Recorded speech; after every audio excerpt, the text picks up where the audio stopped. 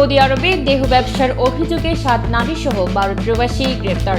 Saudi আরবের দক্ষিণাঞ্চলীয় শহর নাজরানে একটি আবাসিক অ্যাপার্টমেন্টে গোপনে দেহ ব্যবসা চালানোর অভিযোগে 7 নারী সহ 12 প্রবাসীকে গ্রেপ্তার করেছে দেশটির কর্তৃপক্ষ।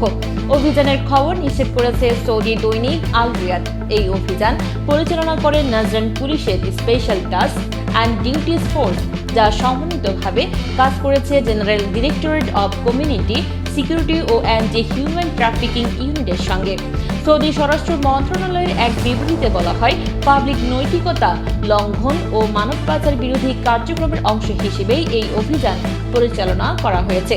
খবর গালফ নিউজের। অভিযুক্ত সবাইকে হেফাজতে নেওয়া হয়েছে এবং তাদের বিরুদ্ধে আইনানুগ ব্যবস্থা গ্রহণ করা শুরু হয়েছে। তবে অভিযুক্তদের জাতিগত পরিচয় বা তদন্তের বিস্তারিত এখনও প্রকাশ করেনি কর্তৃপক্ষ। উল্লেখ্য, সৌদি আরবের দেহ ব্যবসা কঠোরভাবে নিষিদ্ধ।